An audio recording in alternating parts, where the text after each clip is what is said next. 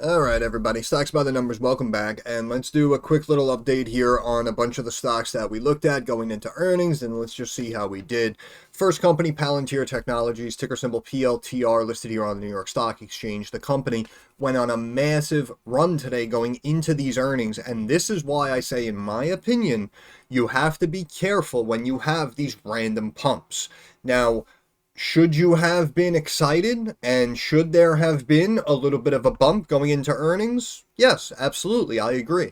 Was there a good chance that Palantir was going to beat these estimates? Yes, which is why I said, in my opinion, chances are they would probably pump the stock up after hours, even after an 8% run, if they beat again. And now what you're seeing is the exact opposite. And the stock is currently down about 5% here, down to about $23.99. But if we look at the numbers, we can see the company post 8 cents a share on estimates of 7.7, beating by about 3.5%.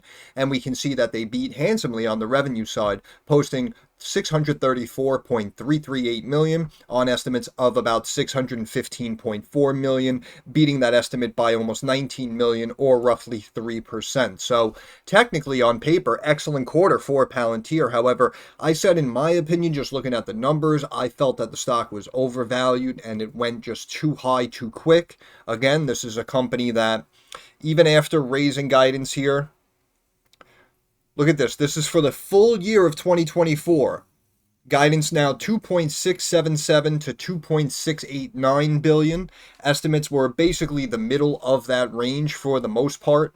So overall, I mean, across the board, it was a good beat. As you see, government revenue 335. Estimates were about 325 million. Q2 revenue 649 to 653 million. Estimates were 643 million. Revenue growth 21% year over year. 6th consecutive quarter of GAAP profitability. Overall, the company is doing phenomenally well. But this is what I mean when I say, again, you can't just pump these stocks and expect them to go up and up and up. Because again, even fiscal year 24, 2.8, 2.9 billion, market cap 56.25 billion, PE over 250. This is what I mean when I say, if we take stocks up too much, even if they beat estimates, we may have to bring them down. And that's why I think we actually saw this type of reaction here with Palantir. Stock was up almost 2 full points here going into earnings, and now it's down about 1.25 points. So just had a really big gap up here as I'm sitting here trying to justify the pullback. So chances are, again, this is why I called calls, in my opinion, because I know that everyone is pumped and hyped on this stock. And going into earnings or after earnings, people are probably going to continue to pile into Palantir because they see the growth. So over the long term, I'm not bashing the stock, and chances are over the years, it will continue to climb. However, in its current situation here, see that big rejection right there off the fib? I mean, we'll keep an eye on it. And again, you guys know I'm not trying to bash your stock. Obviously, they've been doing well. But my main concern here is a situation like this. If we pull it back and, we retest back to one of these trend lines here of 20.9 or even 21.5. This is why I'm saying, in my opinion, we could potentially pull back and fill these gaps before bouncing and then rallying off the positivity. Excuse me, because in my opinion, it just went too high too quick, and at the risk of being too forward, if you're someone who owns the stock, that would really be the only way you would disagree with me on this, because again, numbers don't lie. And, Palantir, this is why I said, again, in my opinion, I would lean towards calls. However, I would also consider potentially straddling and grabbing some puts as well in case it did pull back. So, a little bit of a mixed reaction here from Palantir, but overall, very good quarter. Very good quarter for Palantir. Next one up was HIMS and HERS. I said, in my opinion, I would lean towards calls on HIMS and HERS. The company has been growing very nicely, and we can see EPS estimates of 1 cent a share. The company posts 5 cents a share, and on revenue jumping up to 270 plus million. The company posts 278.17 million. This is a stock I said, in my opinion, is probably long term going to 2025, no problem. And we had this big sell-off recently coming back from those highs of north of $17 a share. And what do we always say? I say, in my opinion, you make a watch list, you make the hit list of companies that are reporting good numbers, that are potentially viewed as undervalued in the fundamentals. You wait for the sell-offs, and then you buy the dips. You buy fundamentally sound stocks at deep discounts. And you can see that obviously something like HIMS comes out and posts very, very good numbers here, and more profitability said to be ahead. Lifts fiscal year revenue outlook. Let's see. Net income of 11.1 million, 5 cents a share, compared with a loss of 10.1 million or 5 cents a share same period a year earlier. Completely flipped the script. Revenue jumped 46%. 1.7 million subs, up 41%. Same time last year. Monthly online revenue per average subscriber stood flat. Quote, as we continue to expand our offerings and broaden awareness of HIMS and HERS trusted brand, we expect to continue driving rapid and increasing profitable growth. For the second quarter, the company expects revenue of 292 to 297, ahead of the 288.1 million expected by analysts. Forecast revenue of 1.2 to 1.23 billion. Recently guided for revenue of 1.17 to 1.2 billion. So now we have new forecasts at the high end of previous range. And this is why, in my opinion, I said that I liked HIMS, and I stand by my analysis, and this stock could probably easily get to 2025 a share. Again, much, much more realistic, even though they are reporting the same consistent positivity as something like a Palantir. The difference is HIMS was kept more realistic, and Palantir just went to the moon. And again, I understand a lot of you may own Palantir and you're pumped about it. And I'm not wishing ill upon you or your stocks or your holdings, but we have to be honest. We have to call it like I see it. So something like HIMS can now continue on the up and up. In my opinion, we'll probably get back to above these highs recently made of 17.16. And before we know it, the stock will probably be at $20 a share, in my opinion. I think that is conservative. Symbotic, I said, in my opinion, calls on Symbotic.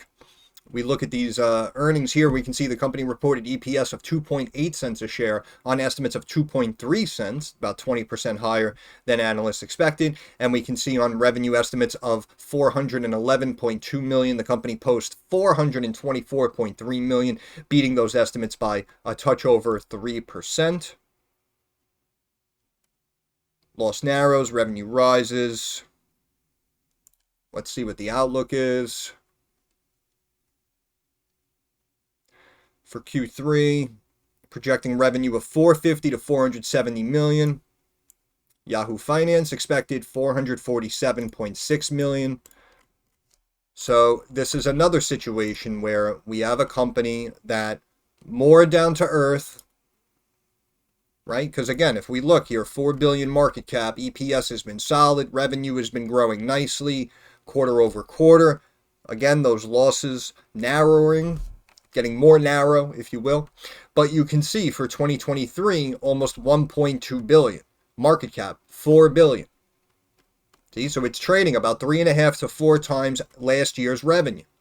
In my opinion, very realistic.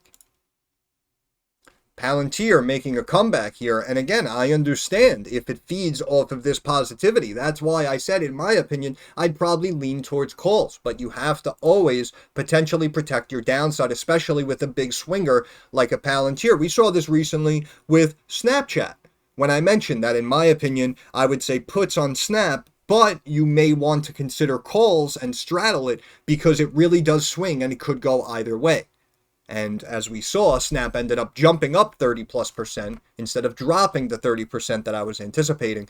And this is why Palantir, similar situation in my opinion. If I was to play a company like Palantir, I would straddle it as opposed to just going heavy on one side and finding myself completely incorrect.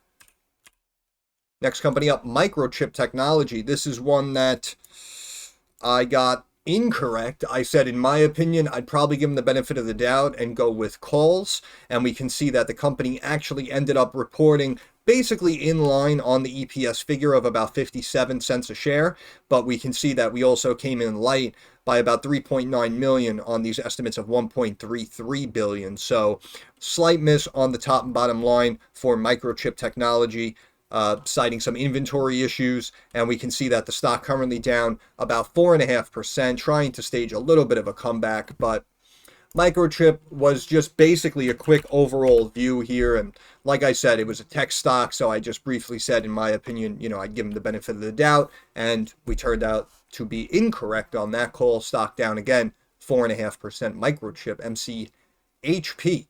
And we can see Vertex Pharmaceuticals, ticker symbol VRTX. I said, in my opinion, I would go with calls. Stock right now relatively flat, only up about 1/3%, but the company comes in with EPS of $4.76 a share on estimates of $4.07 a share, beating estimates by about 17%. And we can see on the revenue side here, almost 2.7 billion comes in for the quarter on estimates of 2.58 billion, beating those revenue estimates by about 4.25%. So technically, the business, did beat, and will probably, I'd say, in my opinion, the stock should slowly and steadily continue to climb from this level over the next several days and several weeks. But in the immediate aftermath of these earnings, again, we're not seeing much of a bump here, up about 1/3%. But this stock, I know, is a little bit more expensive, trading at over $400 a share. So I know it wasn't. I know it's not necessarily maybe a big options player for a lot of people, but I know it was a name in the space that people recognize. So I figured I'd just take a quick look and see if we could potentially make the right call. Cystic fibrosis demand is up. Reiterates fiscal year 24 guidance, 10.55 billion to 10.75 billion. And again, just like when I looked at it, I said that, in my opinion, these pharmaceutical companies really trade at these robust multiples when compared to annual revenue. And again, for 24, we're talking what, 10.5, 10.8 billion. Look at the market cap up here at 104 billion. So that's what I mean with a company trading 9, 10 times yearly revenue. If they don't have much of an initial reaction, in my opinion, you cannot really be too taken back by it. But, I mean, technically they did beat, and the stock is slightly green. But, again, like I said, when I mention these calls and puts, it's not always on stocks that are going to move 30%. So those are the ones I look at.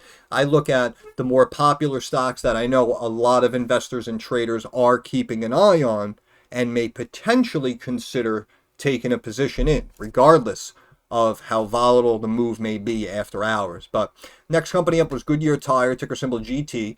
I said, in my opinion, I would lean towards calls on GT. And they happen to beat very nicely on the EPS side here. Estimates of a loss of 1.3 cents a share. The company posts 10 cents a share.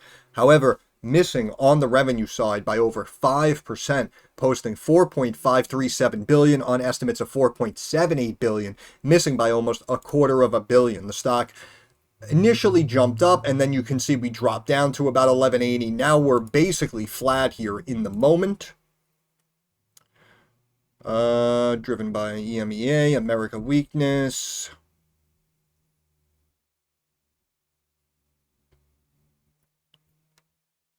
Was a good EPS though, because I know that people kind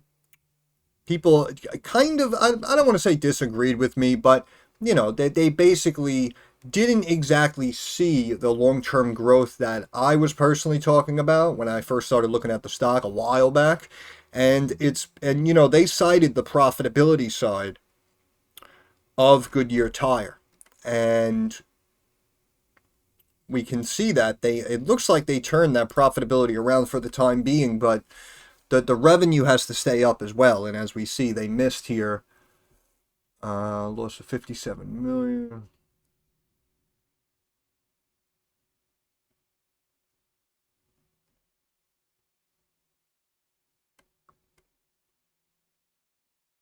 Revenue down 8%. Sales in the Americas segment were down almost 10%. Lower replacement volumes. Industry weakness, commercial trucking. Europe sales were down almost the same amount. Asia Pacific sales rose 3.4%. Electric vehicle fitments in China drove higher volumes in original equipment. So unfortunately, another mixed quarter with Goodyear Tire, and this is why we see that over time. We have these big drops, and then we have these big climbs, right? Again, this was coming out during COVID. The company was really rocking and rolling, posting some really good, robust numbers here, beating on both the top and bottom lines, and they were doing so consistently. So the stock kept climbing. And then obviously everyone not only begins to take profits, but now we can see rolling into about the tail end of 22, all of a sudden we flipped the script and we became much more inconsistent. We had some back-to-back negative quarters. And again, we can see even going back here, November 6, 23, we can see another healthy beat on the EPS side, but revenue was light by about 3%. 2 quarters ago, again, EPS beat. So they're trying to increase those profitability margins, but now the revenue seems to be slipping. And we can see they missed by about $250 million roughly 3 months ago. And then these earnings come out and it's the same exact story, beat on the EPS side with another miss on the revenue side. And you can see the stock, even though it does swing around, has basically been in kind of a flat channel here for almost about a year now. And this is why, again, we speak about consistency, which is why, again, I was leaning towards calls on Palantir, and I guess the 8% rally today just kind of fizzled that out. Vimeo, ticker symbol VMEO, I said, in my opinion, over the long term, undervalued. Here in the short term, I would consider calls on VMEO. We can see the stock closed at 380, currently trading at 405, up 1/4 point, about 6.5% here after hours. And I believe they posted, let me see. I posted it in the Discord. Vimeo said, quote, given our financial strength and free cash flow profile, we expect to begin to act on our existing buyback authorization of $50 million at a minimum to reduce dilution from share issuances. And I believe when I looked at the shareholder letter, I believe they said they brought in 105 million revenue for the quarter, and we can see estimates were 100.4 million. So Vimeo, again, not exactly a groundbreaking company here that everyone may want to consider keeping an eye on, but overall, in my opinion, I actually do like Vimeo, and I think over the longer term it may turn out very well. The last time I spoke about the stock was here, I believe, going into previous earnings. It was right after the bull dropped in 24. It was about 370. I said, in my opinion, I do like Vimeo for the longer term. The company came out, they beat on the top and bottom lines, and then, of course, got approached, I believe, by an Italian company. And that ended up going south. As you see, the stock dropped basically right back to where it was. But it did have the initial pop up to almost $6 a share. And even though technically you could view it as a wash from the time we looked at it, right? And you're basically flat. Well, now technically you're up a little bit. But you know what I'm saying. Overall, essentially, if you want to view it as a wash, I can appreciate that. However, the fact that it was even approached should show you that, in my opinion, there is value there, which is why I still say I personally like Vimeo, VMEO, over the longer term. Now switching over to Coca-Cola Consolidated, ticker symbol COKE, and this basically, again, just consistently remains a consistent winner, in my opinion. The stock closed at a touch below $858 a share. It was up 0.5% going into these earnings. Now the stock is up over 42 points, excuse me, about 4.9% after hours, back up to about $900 a share, hitting a high of $913.48. Sales increase. Reported adjusted net income of $17.33 per diluted share, up from $16.20 a year earlier. Net sales in the quarter ended March 29 rose to $1.59 billion from $1.57 billion a year earlier. What do we always say? In my opinion, slow and steady wins the race. Coca-Cola reports 29.7% stake in Coca-Cola Consolidated. The company also mentions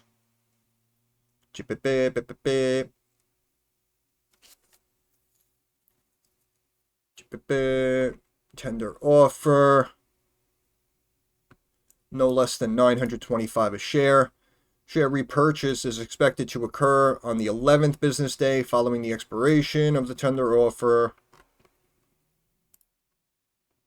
There was, I don't know, I feel like I saw different information before.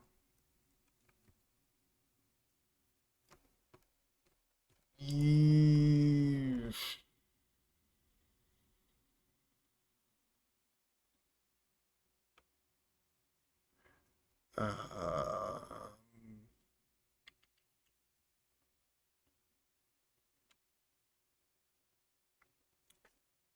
right, hold on, because I posted it in Discord. Now I can't find it here in this article unless it was a previous article. On May 6th, the company announced its intention to repurchase up to $3.1 billion of its common stock.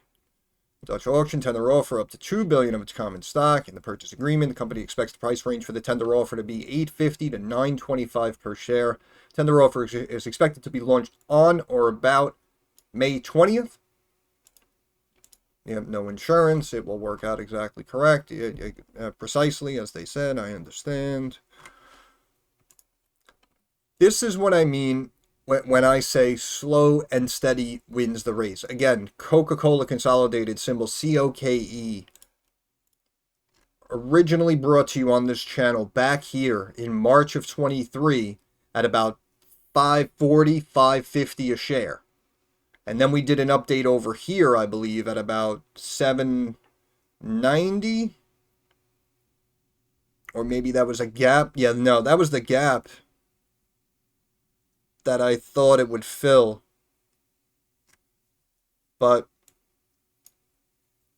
overall, I really like this company. This is a stock that I've watched for several years, and honestly, I do not have a position in it. However, of course, as you can tell, I wanted to have one and wish I could have had one and knew to have one. And stock currently up very nicely here over the longer term. And again, they pay you a dividend to own shares. That was the special dividend there, 16.5, but company currently paying out about 50 cents a share right now. Not the largest yielder on the dividend side. However, the company is extremely profitable as we just looked.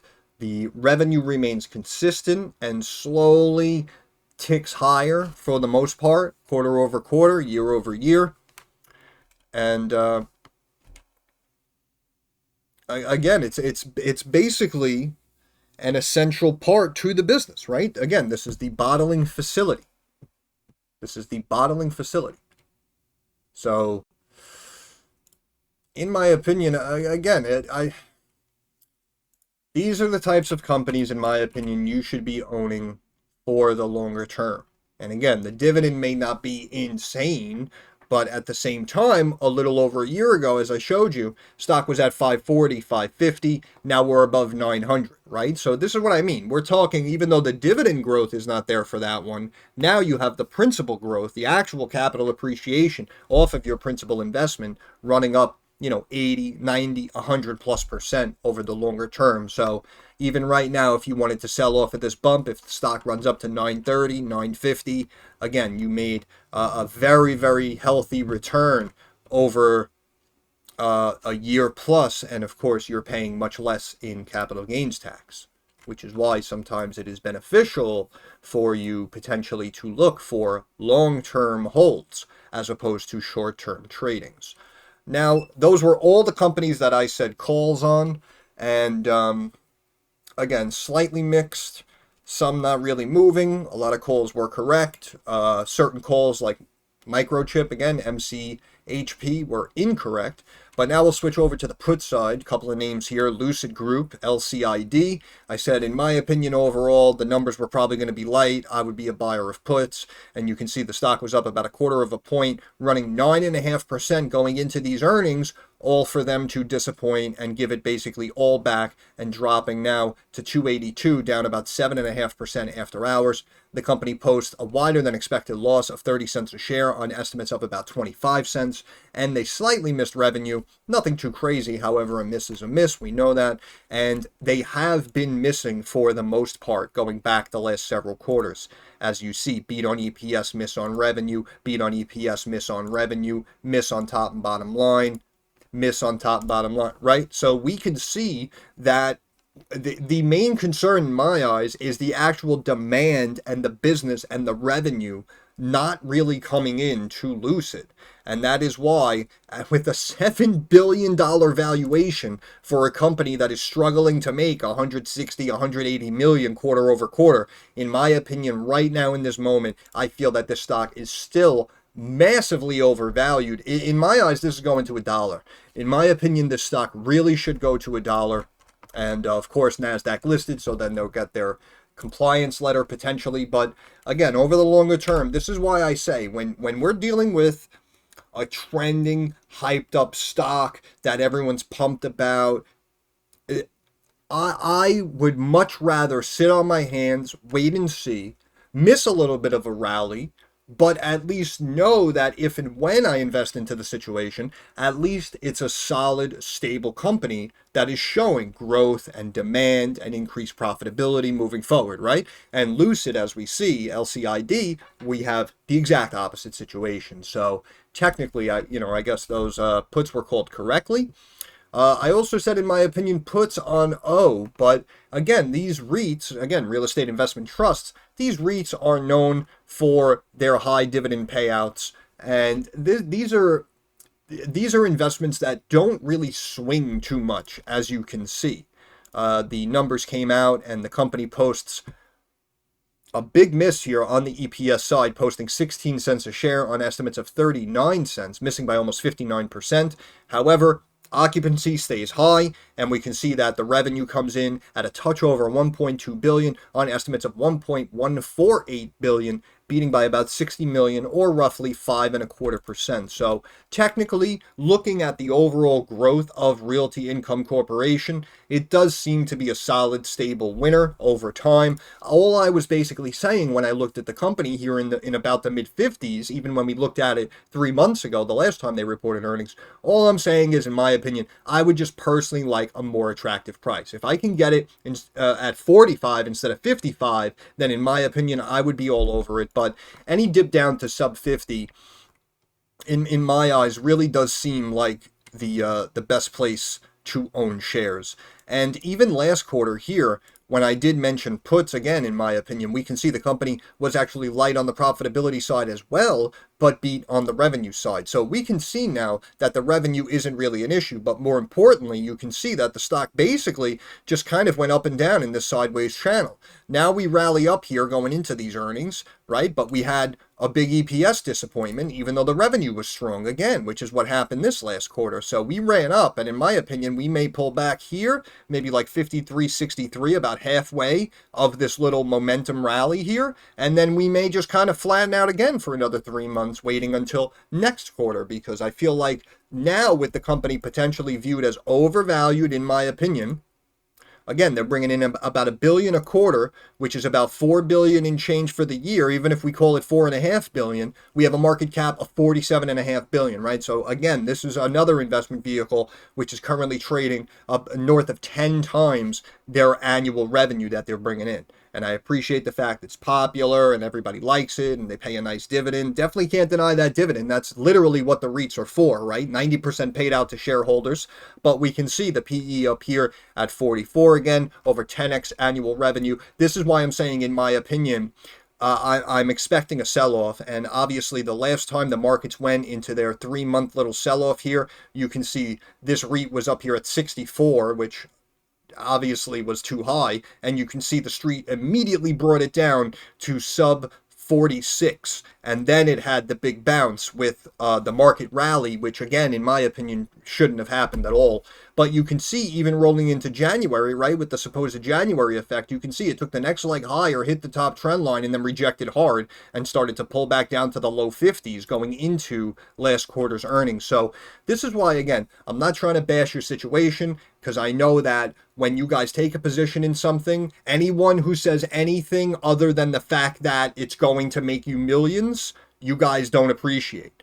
And I mean, I guess I can appreciate that, but also at the same time, in my opinion, you should definitely keep an open mind and just try to at least hear out all different viewpoints. So I know that last quarter when I said that, people jumped down my throat telling me I don't understand Realty Income, I don't see the big picture. No, I do see the big picture. And again, I can appreciate the fact that occupancy rating is high, vacancy rating is low, and we're talking about, yes, triple net leases and all this nonsense, and I understand it's a solid name in the space, and everyone who's looking for a REIT initially usually invests into Realty Income as their first REIT. I understand all of that. But again, when markets sold off, and they really only sold off slightly, if you think about it, when markets sold off during these 3 months, the stock immediately pulled back to the 45s. So that's why I'm saying, in my opinion, I stand by my analysis, and I think that even if we come back here and double test and potentially form a double bottom here, I do still say that, in my opinion,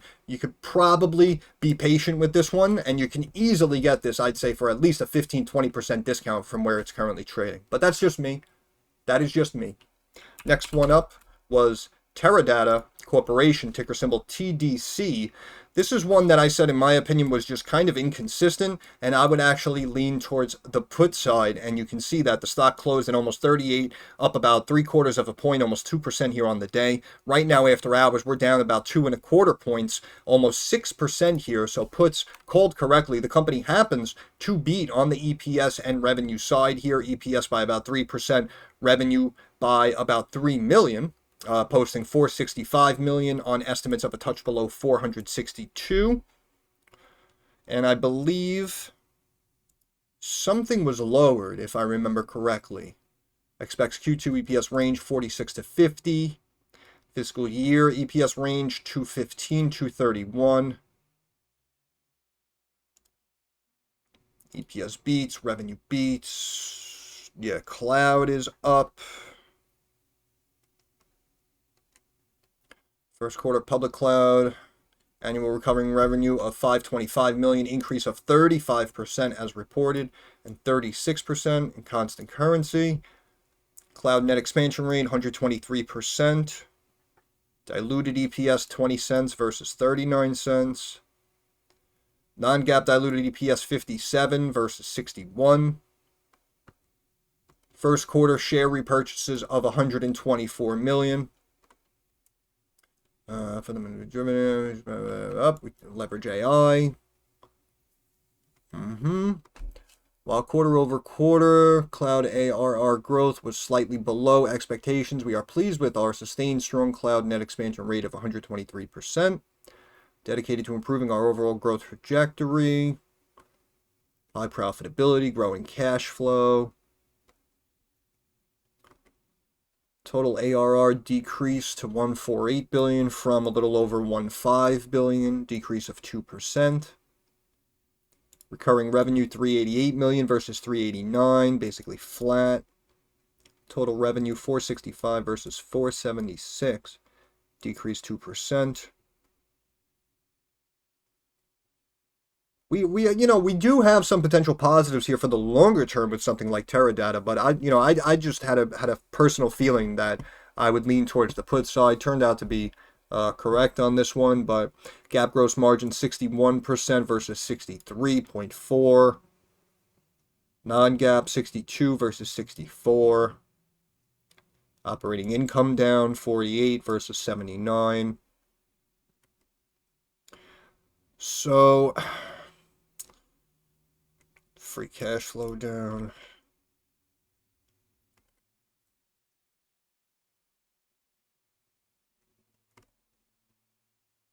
retains the following ranges: 4 to 8% year over year, recurring revenue growth 1 to 3%, total revenue growth 0 to 2. Yeah, the cloud segment seems to be growing very nicely. Cash flow operations 360 to 4.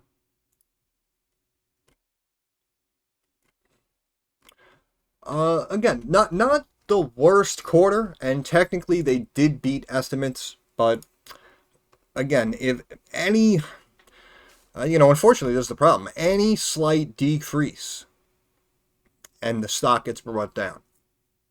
And as you see, Teradata currently taking about a 6% hit here, and right now trading about 3 times annual revenue, but it did look like some of those numbers did drop.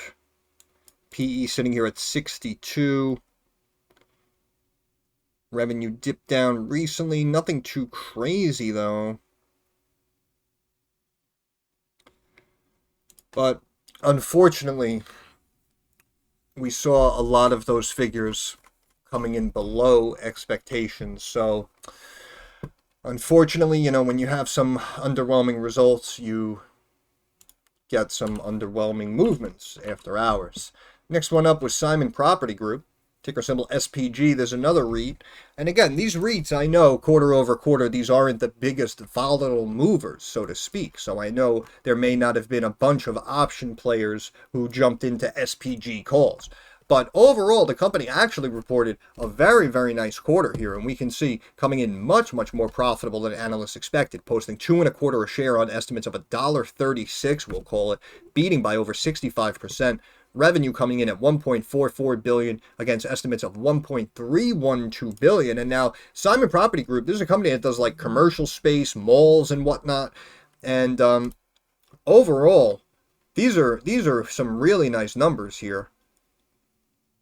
And you can see $144 billion up from $135 billion. 3 analysts expected $133. Okay, the company increased its quarterly dividend to $2, payable on June 28th, on record of June 7th. June 7th, that's our dividend date, right? Not to be confused again with dividend payment date.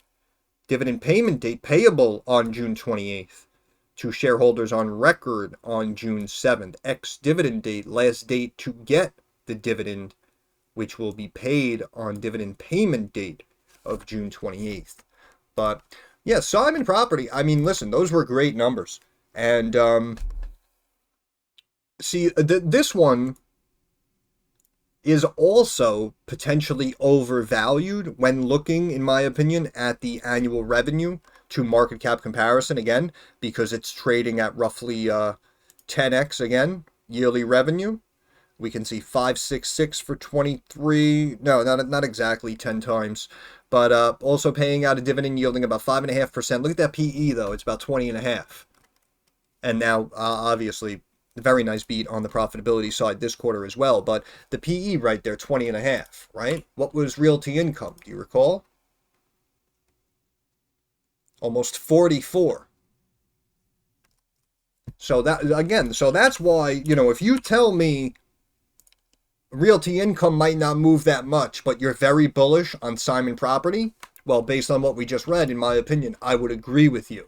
But I personally actually thought that SPG may miss one of these numbers, but they proved me wrong. And we can see wildly profitable here, well above expectations, and the revenue as well coming in almost 10% above what analysts were expecting. So Simon Property, SPG, malls, premium outlets, occupancy at 95.5%. And you would think, it's funny, right? Because we think about like the mall space and we potentially put it into like that dwindling industry. But apparently SPG finding itself in the right place at the right time here with their real estate holdings. And again, 95.5% occupancy rate. So SPG, Simon Property, excellent quarter. And last one, JELD-WEN Holding, ticker symbol JELD on the New York Stock Exchange. There's another company, again, lumber industry. And I mentioned that, in my opinion, the revenue would most likely be light, as a lot of home building and home renovation, we have potentially passed that period.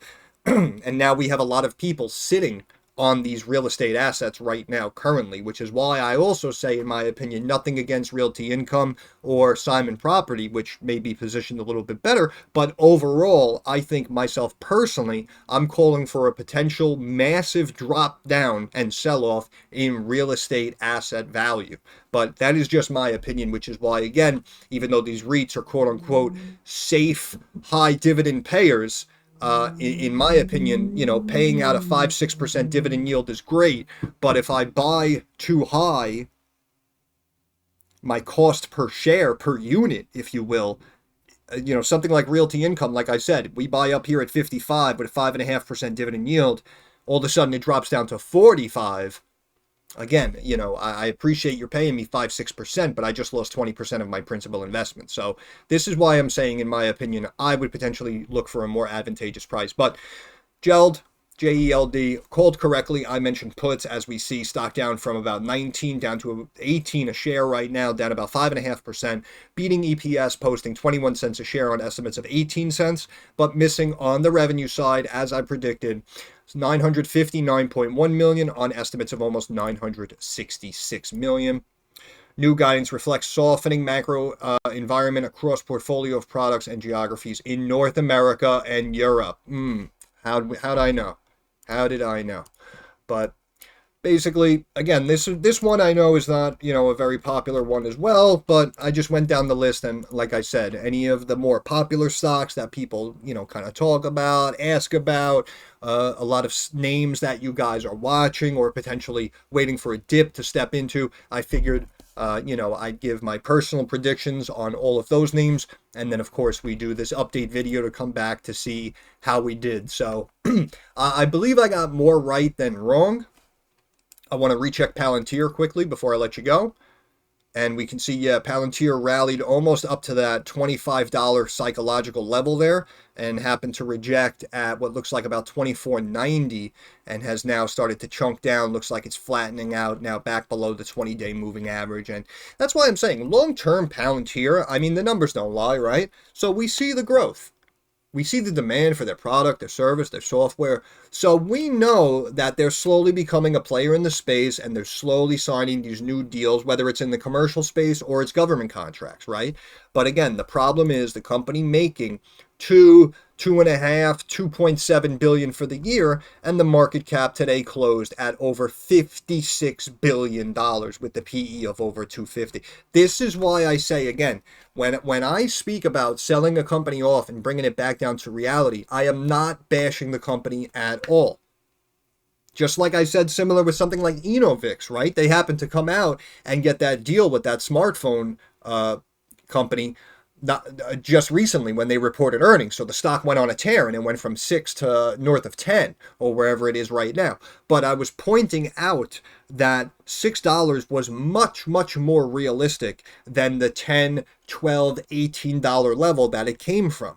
And that's why I said, in my opinion, we could potentially in the technicals pull back to 4.5, but at 6, I would start piecing my way in because there is long-term value there. And now we were looking at roughly about $1 billion market cap at around $6 a share, which in my opinion is more fair valued. So as much as you guys like Palantir, and honestly, I like them too, because they are growing very nicely. I cannot deny that. But I just want to let you know right now, looking at the revenue they're actually doing and the current market cap, this stock can easily crash about 50-60% from here and go back to $11, $12 if markets really begin to pull back and correct. And at the risk of being too forward, you would have no one to blame at all whatsoever.